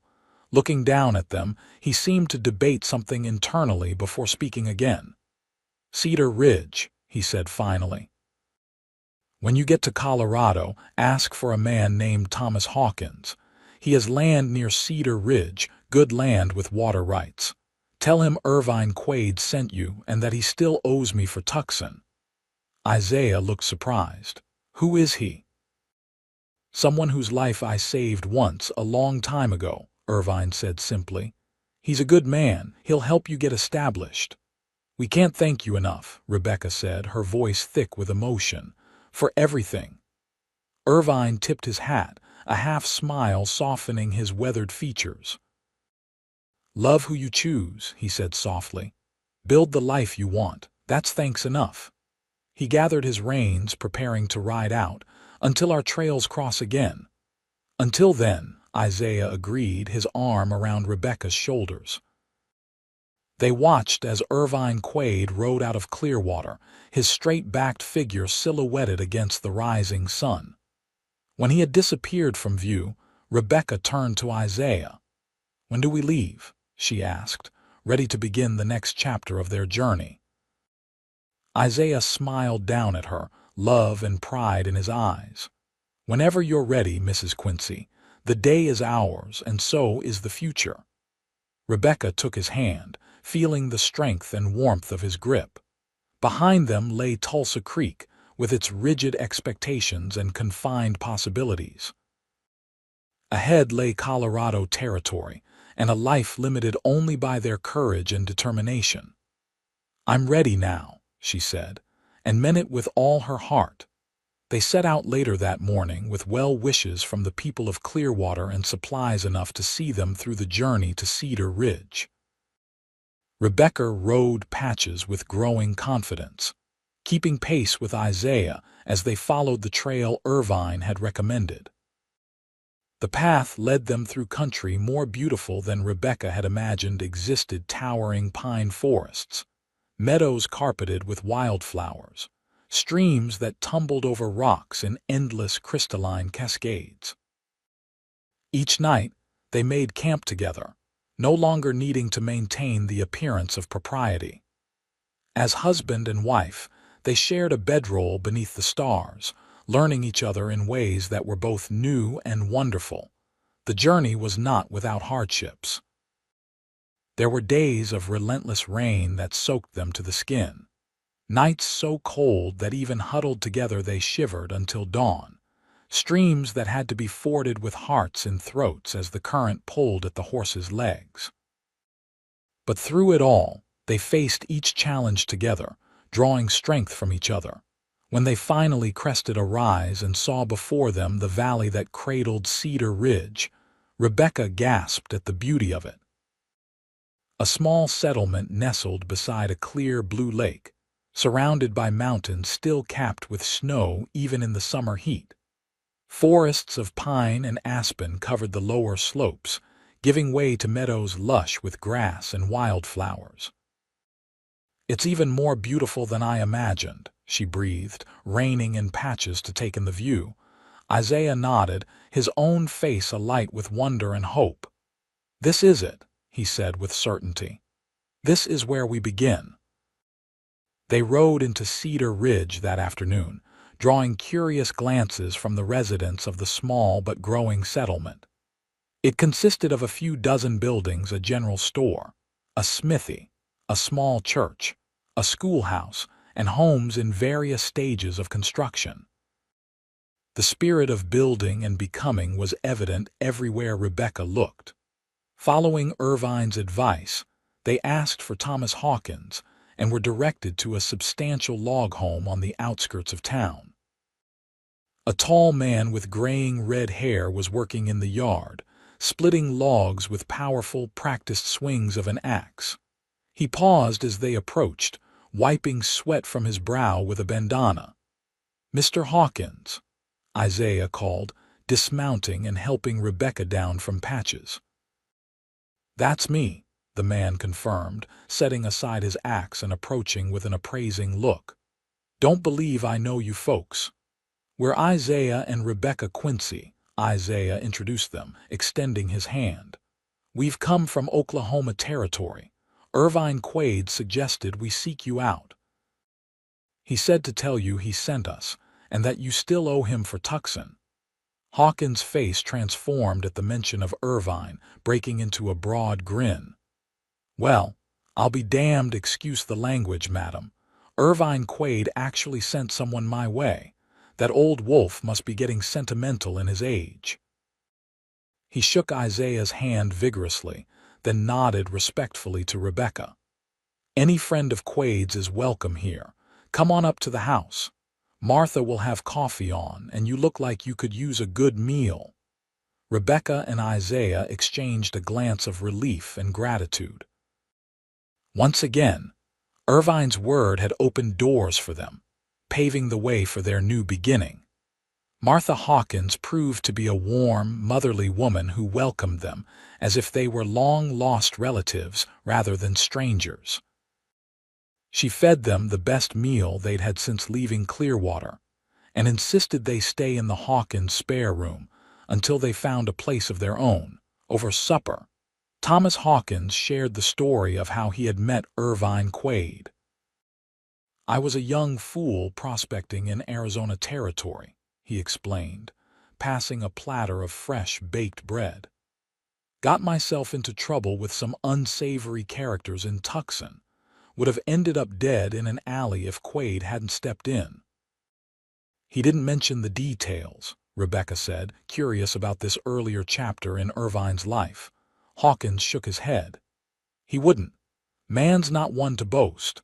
But he saved my life that day and helped me get home to Martha here. I've owed him ever since, though he's never asked for payment." He looked thoughtfully at Isaiah and Rebecca. "Until now, it seems. We don't want to impose," Isaiah began, but Hawkins waved away his concern. "No imposition. I've got land to spare and need good neighbors. There's a parcel about 3 miles west of here along the creek. Good water, timber for building, enough clear ground for crops or grazing. If you're interested, it's yours for a fair price and I can wait on full payment until you're established." It was more than they could have hoped for. Isaiah looked at Rebecca, seeking her opinion, though the answer was clear in both their eyes. "We'd be grateful," Rebecca said, her voice steady despite the emotion welling within her. "More grateful than we can express." And so it was that Isaiah and Rebecca Quincy began their new life in Cedar Ridge, Colorado territory. With Thomas Hawkins' help and the skills Isaiah had learned through years of ranch work, they built a small cabin on their land before the first snow fell. It was simple, one room with a stone fireplace, much like the cabin in Clearwater where they had spent their first night as husband and wife, but it was theirs. The winter was hard, as mountain winters often are, but they faced it together. Isaiah found work breaking horses for the local ranchers, while Rebecca put her knowledge of business to use helping Martha Hawkins organize the accounts for the general store her husband had opened in town. When spring came, bringing with it the renewal of the land and their hopes, they planted their first crops and acquired a small herd of cattle with the money they had saved through the winter. Rebecca discovered she was expecting their first child, news that filled Isaiah with a joy so profound it brought tears to his eyes. "A family of our own," he whispered, holding her close as they stood in the doorway of their cabin, watching the sunset paint the mountains in shades of gold and pink. "Everything I've ever wanted. Everything we've built together," Rebecca corrected gently, her hand resting on the slight swell of her belly, "through our own choices and courage." As the years passed, their homestead grew and prospered. The one-room cabin expanded to include a proper bedroom, a kitchen, and eventually rooms for the children who came to bless their union. First a son they named James, after Rebecca's father, despite the painful memories, in hope of eventual reconciliation. Then a daughter, Rose, named in honor of a woman they had never met but whose story had touched their lives through Irvine. Rebecca wrote to her sisters in Tulsa Creek, letters that initially went unanswered, but persistence eventually bore fruit. First Sarah replied, with news that she had married a young lawyer and was happy in her choice. Then, to Rebecca's astonishment and joy, a letter came from Emily, now grown and teaching at the Tulsa Creek School, with the news that their father's health was failing and their mother wished for reconciliation before it was too late. Isaiah supported Rebecca's decision to make the long journey back to Oklahoma Territory, though he could not leave their thriving ranch to accompany her. She traveled with 6-year-old James and 4-year-old Rose, a journey made easier by the advent of the railroad, which now came within 50 miles of Cedar Ridge. The reunion with her family was bittersweet. James Blackburn was indeed failing, his once robust frame now thin and frail, his commanding voice reduced to a whisper. But there was genuine joy in his eyes when he saw his grandchildren for the first time, and a humble request for forgiveness that Rebecca granted with a heart full of both sorrow and love. "You were right," he admitted, holding her hand with fingers that trembled with weakness. "Love is a choice each heart must make for itself. I was wrong to try to control yours." Her mother, softer in both body and spirit than Rebecca remembered, embraced her with tears streaming down her face. "I should have stood up for you," she whispered. "I've regretted my silence every day since you left." The visit lasted 2 weeks, long enough for bridges to be built across the chasm of years and hurt. When it was time to return to Colorado, Rebecca left with promises to write regularly and invitations for her sisters to visit Cedar Ridge. "Your Isaiah must be quite a man," her father said as they said their goodbyes. "To have built such a life with you, to have made you so clearly happy." "He is," Rebecca confirmed, her heart full of love and pride. "The best of men." James Blackburn died peacefully 3 months later, having made his peace with his eldest daughter and knowing his grandchildren, at least through the brief visit, and the photographs Rebecca had left behind. Life continued its cycle of seasons in Cedar Ridge. The Quincy Ranch prospered, becoming one of the most successful in the valley. Isaiah's skill with horses was renowned throughout the territory, and Rebecca's head for business ensured that their prosperity was managed wisely and well. They added to their family another son, Thomas, named for the friend who had given them their start in Cedar Ridge. And finally, a daughter they named Sarah, after Rebecca's sister, who had shown the first kindness in reaching back across the divide. Through the years, they often thought of Irvine Quaid, wondering where his travels had taken him, whether he had found peace in that distant cabin in Montana Territory. They spoke of him to their children, telling the story of the stern but compassionate man who had helped them find their way to freedom and each other. And then, on a crisp autumn day as Cedar Ridge prepared for another winter, a rider appeared on the road leading to the Quincy Ranch. A tall man on a black horse, older now, his hair more silver than black, but still straight-backed and watchful. Rebecca saw him first from the window where she was kneading bread. She wiped her hands on her apron and stepped onto the porch, shading her eyes against the afternoon sun to be sure it wasn't a trick of memory and hope. "Isaiah," she called, her voice carrying to where her husband was mending a harness in the barn. "Come quickly. We have a visitor." Isaiah emerged, saw the approaching rider, and broke into a grin that took years from his face. Together, they walked out to meet the man who had changed the course of their lives all those years ago. Irvine Quaid dismounted slowly, with the care of a man who has ridden too many miles and felt each one in his bones, but his eyes were clear and bright as ever as he surveyed the prosperous homestead before him. "You've done well," he said simply, extending his hand to Isaiah. "Thanks to you," Isaiah replied, clasping the offered hand warmly. "We might never have made it here without your help." Rebecca stepped forward, ignoring the hand Irvine offered and instead embracing him as she had on that long-ago morning in Clearwater. After a moment's hesitation, he returned the embrace, his usual reserve softening just as it had then. "Welcome to our home," she said, stepping back to look at him properly. "We've waited a long time for this visit. I've been occupied," Irvine said, a hint of his old cryptic manner in the words. But then he smiled, a genuine expression that transformed his weathered face. "But I always intended to see what became of the young couple who trusted me with their future." Before they could respond, the front door of the house burst open and 4 children tumbled out, curious about the stranger and excited by the unusual interruption to their day. "Children," Rebecca called, gesturing them forward. "Come meet Mr. Quaid, an old and dear friend of your father and mine." They approached with varying degrees of shyness and curiosity.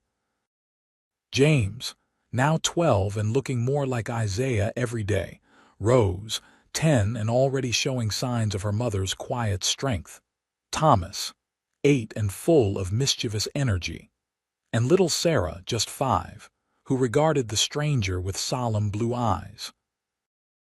Irvine looked at each child in turn, clearly moved by this tangible evidence of the life Rebecca and Isaiah had built. When his gaze fell on Rose, he paused, a flicker of emotion crossing his face. "We named her for someone you once loved," Rebecca explained softly. "Someone whose story helped give me the courage to choose my own path."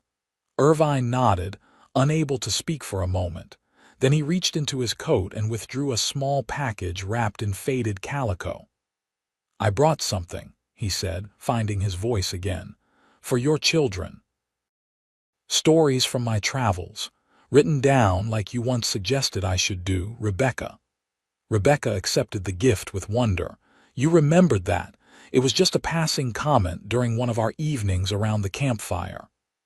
"I remember most things you said," Irvine admitted, They gave me much to think about over the years. They led him into the house, where the kettle was already singing on the stove, and the scent of fresh baked bread filled the air. As they settled around the large table that Isaiah had crafted with his own hands, Rebecca felt a circle completing, a journey ending where it had begun with a stranger's unexpected kindness, opening the door to possibility. "Will you stay a while?" Isaiah asked as Rebecca poured coffee into the best cups, saved for special occasions. "We have room, and winter's not the time to be traveling these mountains." Irvine looked around the warm kitchen, at the happy faces of the children and the evident love between Rebecca and Isaiah, still strong after all these years. Something in his expression suggested he was making a decision long considered. "Yes," he said finally, "I believe I will." "If you're certain there's room for an old wanderer." "There's always room for family," Rebecca said firmly. "And that's what you are, Irvine, family by choice if not by blood." And so Irvine Quaid, who had once told a frightened young woman standing outside a saloon that people ought to be free to love who they choose, found himself chosen in turn adopted into the heart of the family whose beginning he had helped ensure. He stayed through that winter and the next, and eventually built a small cabin on the edge of the Quincy property. Close enough to be part of their daily lives, but with the space and solitude his nature still required. He taught the children to track and hunt, to read the weather and the stars, to respect the wild beauty of the land they called home. And in the evenings, around the fireplace in the Quincy home, he would sometimes tell stories of his travels, tales of justice sought and found, of wilderness survived, of the countless lives that had touched his own. But he always ended with the same story, the one the children asked for most often, about a young woman who defied her family for love, and the cowboy who promised her freedom to choose her own path. It was their story, but it was his as well. The story of how Irvine Quaid, bounty hunter and wanderer, found his own kind of freedom by helping others find theirs. The story of how love, when freely chosen, creates its own family, its own home, its own destiny. And in Cedar Ridge, Colorado, where the mountains meet the sky and the future stretches as wide as the western horizon, that story continues still.